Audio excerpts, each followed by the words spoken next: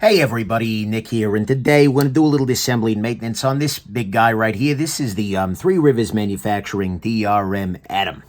So let's go ahead and get up and at 'em. I'm going to go ahead and start off with a T6 screw, and we're actually going to do two things today.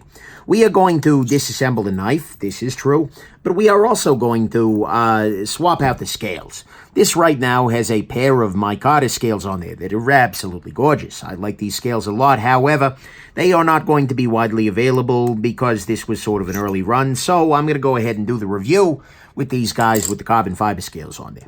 But I'll go ahead and pop those off. But I'll show you in the process how this scale swap works. At this point, all I would need to do if I wanted to continue, putting the knife back together, I could just pop this back on. I mean, scale swapping is literally that easy. You unscrew two screws, and then on the back side, you pop off the clip, and the scales lift off. And they lift off in such a way, this is a very nice thing, by the way, in my estimation, because the scales lift off in such a way that you don't even need to fully disassemble the knife. You don't need to take the pivot apart or anything like that. You can have the knife working as a cohesive unit even without the scales. It then becomes a frame lock, but that's you're not supposed to run without that because then you don't have pocket clip and whatnot. But nevertheless, it's kind of a cool little approach. And it makes scale swaps like stupid easy. You don't even have to worry about adjustment or anything like that. But all right, that said, we're going to go on ahead and we're going to take this the rest of the way apart because I haven't yet. And I want to see what all is inside this guy. Pardon me. I've been sick as a dog lately, so I haven't got a chance to do this. And I'm looking forward to it. One thing to keep in mind, if you're ever curious about my tools that I'm using for this, go ahead and check my knife disassembly toolkit video, shabazz.com/tools. One thing to keep in mind is that there has been a major change. It's how they were avoiding free spinning pivot. Bit of a D shape there. Previously on the TRM Neutron, which was and remains a very nice knife, they used a set of Phillips head screws here. They have switched, it would seem, to Torx screws. And that is a beautiful thing. I'm a big fan of Torx screws. Whoa there. You're, suddenly all of the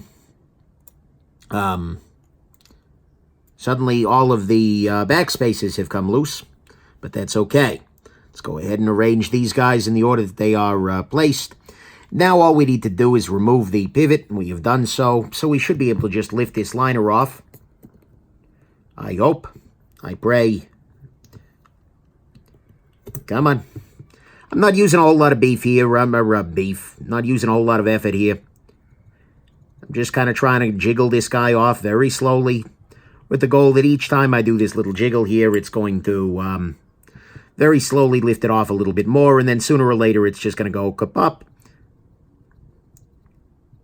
I'm starting to believe that is a bad approach. Oh, no, there it is, kapop. And we are loose. Go ahead and take out the stop pin there. And what we see here are beautiful phosphor bronze washes. And not a whole hell of a lot else. You can see here everything is put together nicely. Looks like, liners are fine. The 10 ball is reasonable. All these things work out pretty damn well. Let's go ahead and clean this guy up. Use some rubbing alcohol. The TRM Atom, interesting piece. Partly because I think unintentionally I may have named it. I mentioned in my review of the Neutron, which is a smaller version of this, that if you are going to make a bigger Neutron, which I was hoping they would do, that you should just call it the whole damned Atom. And they decided, I guess, that seemed like a good idea, and so it is the whole damned Atom. It's kind of nice. I've never named the knife before, so, yeah, sweet. But, of course, I'm going to do my best not to let that affect my review. Yeah. Let's go ahead and clean off all of these things. I'll clean off the washers here. And we are almost ready to go here. Very, very close to ready to reassemble. And we will do so with the carbon fiber scales. And to allow that to happen, I will take the micarta scales, which, very nice, like I said. I'll go ahead and put them over there so I don't reach for them and accidentally do that. Anything else we need to do here? No. Steel the 10 ball. Looks fine. All right. Let's put it back together, shall we? Okay. So, step number 1. Go ahead and pop the pivot into position. Next step, because the pivot is D-shaped only on the Pardon me, on the show side of the knife, we will have to make sure that is in the proper orientation as we're doing all this. Because this is running on phosphor bronze washes, I'm going to use knife pivot lube here. It is slightly preferable for phosphor bronze. Go ahead and put a little bit onto the pivot itself. Allowing rotation, I will drop a washer into position here. And I will... come on. Oh, don't you fight me. I am the human, I will win. Come on. Are these washers differently sized? I don't know whether these washers are differently sized or not, or whether I'm just not a brilliant man, but keep that in mind as you are working on this guy in the future. Alright, that's over lubricated. Go ahead and put a little bit on your detent ball here as well. Alrighty, so next thing I'll do is I'll drop on the blade, and I'll go ahead and put into position the stop pin. Because this all together will allow me to start the reassembly process in earnest. Alright, there we go. Let's go ahead and put this little guy down. Put some lubrication here, here. Come on. There we go. No, it was just a snug fit. Alright, whatever.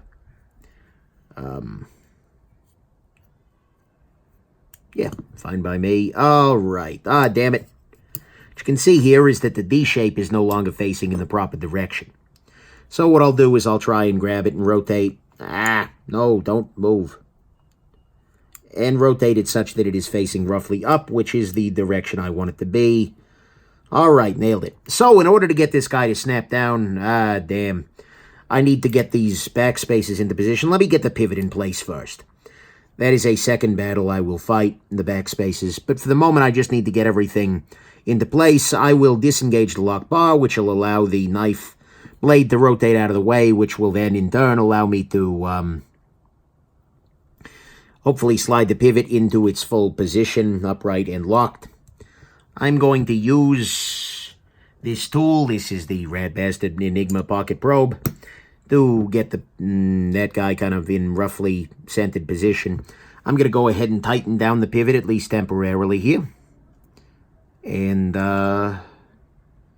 just that way things don't pop loose on this end of things. Go ahead and use a little bit of Loctite here. Come on. There we go. Alright, that's too tight, but you know what? That's okay. Next step is going to be to get these backspaces into position, and then spear them with a screw. So, step one is move the backspacer. This is a time when a pair of tweezers can be very handy, because all I need to do is that, and then, after putting a little bit of Loctite onto this screw here, drop this into position, and then I'll give it a little twisty. There we go. Next step, same thing. Put it into position here. It's gotten a little tighter because I tightened that first one down. That's okay. And I'll go ahead and install this one too while I'm at it because they are nicely wedged in between. This is actually easier than I thought it was, but all because of them tweezers. Tweezers are a helpful affair. Alright.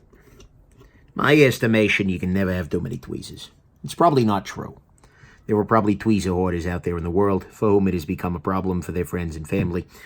But in my estimation, so far, I have not reached that point. Maybe someday we will look back and say this was the start of his tweezer hoarding journey. Oh my God. But for the moment, we have not said that. Alright, I forgot to fully lubricate the detent ball track. I will go ahead and... You can see here the detent ball hole is right there. So I'll just drop a little bit into there. And that should go through and lubricate everything out. And my pivot is way too tight. So let's go ahead and loosen that up a little bit. The nice thing about this design, by the way, is that you can tweak the pivot with or without the handle screws on there. Centering is very slightly favoring the lock side. Or I'm sorry, the show. Centering is very slightly favoring, yeah, it's the show side. I don't have a clip on there, so everything's weird for me. But the lock shouldn't change. All right. Go ahead and change that there. One thing we can see is that without the scales on there, this is the tip is a little bit prominent, but that gets to be no longer an issue. Pardon me, once your scales are installed. What I'm going to do for a second here is just loosen these back screws a little bit here. Reason I'm doing that is it will remove any tension from the system that was created in the process of putting, and there we go. With this fully deployed, a little bit of blade play. So let's tighten this up a little bit more here. And now what I can do is get this guy back together there by tighten. And we are roughly centered. So, did you hear that beep? That beep. Oh, that freaking beep. I ordered 2 terrible watches from Amazon. I only meant to order one of them, but I ordered 2 of them. They were $2.50 shipped. You can tell just how excellent that's going to be. Problem is, they came with a user manual in the Chinese. I do not read the Chinese. Fine language, I just don't read it. And unfortunately, they have hourly alerts, and one of them has an alarm that is set for precisely 9:54 p.m., and I cannot figure out how to turn this alarm off. So, for the last few weeks, when I've been too sick to sit down and do a Terrible Gear live video, I've had a series of beeps in my life from both of these watches that are subtly set to the incorrect time. So, yeah, that's pretty excellent. Not a huge fan of that situation, but it is kind of funny, and it is the story of my life now. So, hey, is what it is. Pop this onto here. And now I need to pop this into position here. Again, using a little bit of Loctite here. I kind of like this even more with the carbon fiber. Carbon fiber is a little bit less sort of unique at this point in time in the knife market, but oh my god, is it still attractive. This has a weird little groovy sort of thing where you put the pocket clip in place. So my goal here is to drop the screw through the hole and have it land such that the bottom of the screw is through the groove. Since that ain't going to happen, I'm just going to use my tweezers here instead and try and make it happen that way. That's not happening either, so hey, there we go. Got lucky that time. Now my 2 screws are seated in there. Now, here comes the fun part. I have to apply Loctite to them. Oh, that was easy enough. Didn't lose either of them. Now what I need to do is get them spaced out in this such that they match the hole pattern. I can understand why they might make a clip like this. Makes it a lot easier to fit that clip to multiple models, but at the same time, a little bit annoying when you have just one model here. And you're trying to fit your screws into position. Is that in the proper hole? Yeah, okay, it is. Good. And tighten this down good. All right, so where are we at the end of the day here? We are dead centered. Oh, yeah. Holy crap, is that smooth. No blade oh, man. Yes, indeedy. The whole thing feels, I don't know, a little stiffer, a little more, I don't know, substantial. Maybe I'm crazy with the carbon fiber, but oh boy. Yeah, that's nice. That's real nice. There we go. Anyways, hope you found this interesting and that you have yourselves just an absolutely wonderful rest of your day. Bye now.